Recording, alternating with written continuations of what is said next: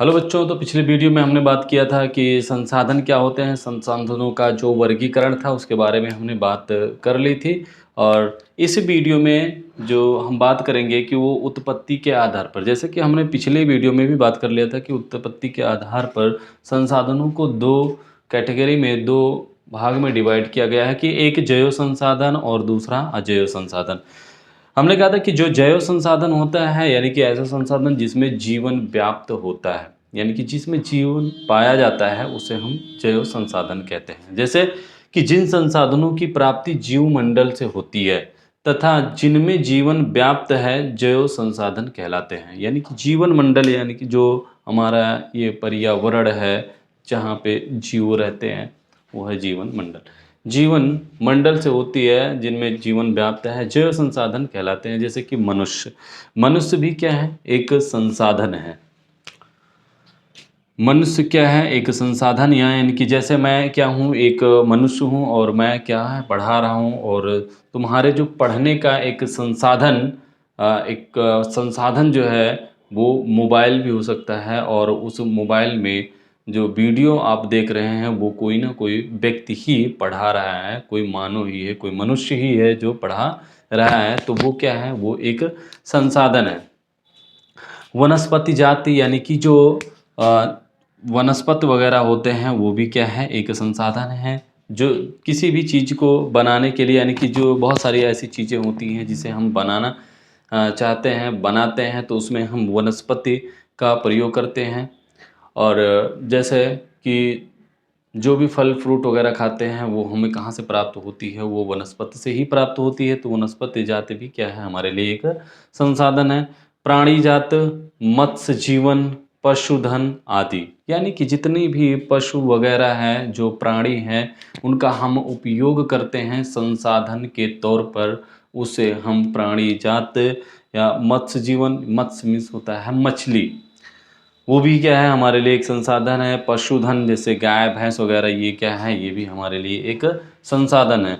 क्योंकि पशुओं से जो है हमें दूध प्राप्त होता है, खाद्य वगैरह जो प्राप्त होता है, तो हम इसे पशुधन संसाधन कहेंगे। अजैव संसाधन क्या है, निर्जीव वस्तुओं से बने सारे संसाधन अजैव संसाधन कहलाते हैं। यानी निर्जीव वस्तुओं से बने संसाधन वो सभी क्या कहलाते हैं, वो अजैव संसाधन कहलाते हैं।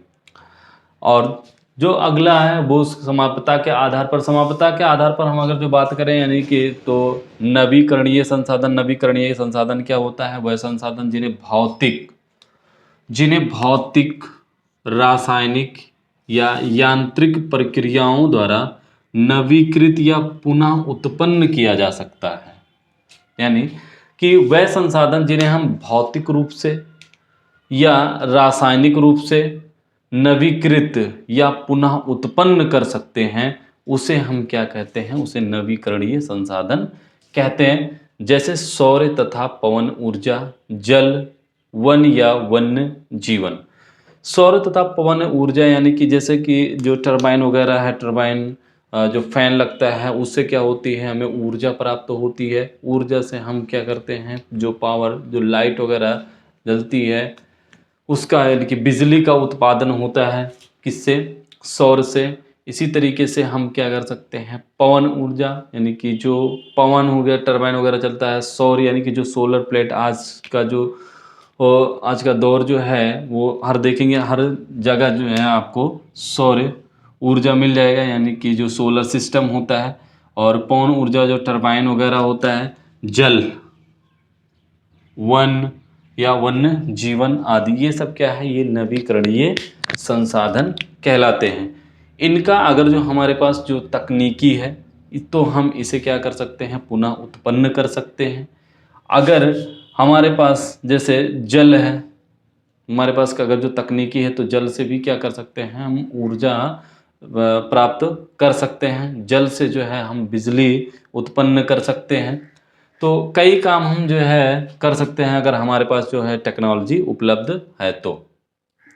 अनवीकरणीय संसाधन वह संसाधन जो एक बार प्रयोग करने के बाद खत्म हो जाते हैं। इन संसाधनों के बनने में लाखों वर्ष लग जाते हैं, जैसे तेल, कोयला इत्यादि।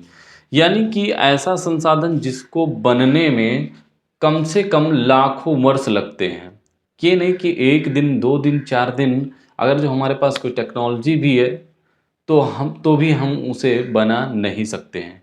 अगर जो जिसे बना नहीं सकते तो उसके लिए टेक्नोलॉजी भी उपलब्ध नहीं है। तो वह संसाधन जो एक बार प्रयोग करने के बाद, यानी कि जिसका हम एक बार प्रयोग कर लिए उसका दोबारा हम प्रयोग नहीं कर सकते हैं, चाहे हमारे पास टेक्नोलॉजी हो, चाहे हमारे पास कोई भी रासायनिक चीज़ हो, किसी भी प्रकार से हम उसका दोबारा उपयोग नहीं कर सकते हैं। जैसे कोयला हो गया, कोयले का अगर एक बार उपयोग कर लिया आपने तो दोबारा उसको हम उत्पन्न नहीं कर सकते हैं।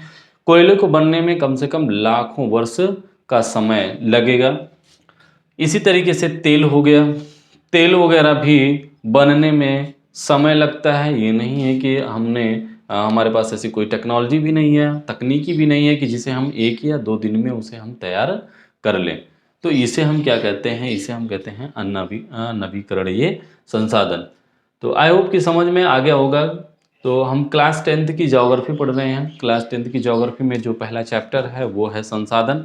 संसाधन के पहले वीडियो में हमने ये बात कर लिया था कि जो इसमें हमें कौन कौन से टॉपिक पढ़ने हैं, जिसमें से पहला टॉपिक जो था हमारा वो था संसाधन। हमने संसाधन के बारे में बात कर लिया कि संसाधन उससे कहते हैं जिसका उपयोग हम अपनी आवश्यकताओं के लिए करते हैं, यानी कि जो हमारी आवश्यकताओं को पूरा करता है उसे हम क्या कहते हैं? संसाधन कहते हैं। लेकिन वो सांस्कृतिक रूप से और आर्थिक रूप से संभाव्य होना चाहिए।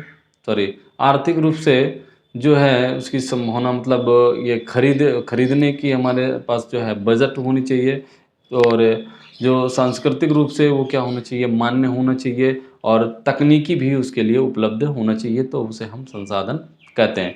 फिर हमने बताया कि जो वर्गीकरण यानी संसाधनों का वर्गीकरण, और वर्गीकरण में जो पहला हमने ये देखा कि उत्पत्ति के आधार पर संसाधनों का वर्गीकरण, और दूसरा हमने पढ़ा है जो समाप्यता के आधार पर वर्गीकरण। अब अगला जो हमारा होगा वो होगा कि स्वामित्व के आधार पर संसाधनों का वर्गीकरण। तो आज के लिए इतना ही, अगले वीडियो में मिलते हैं। Thank you so much.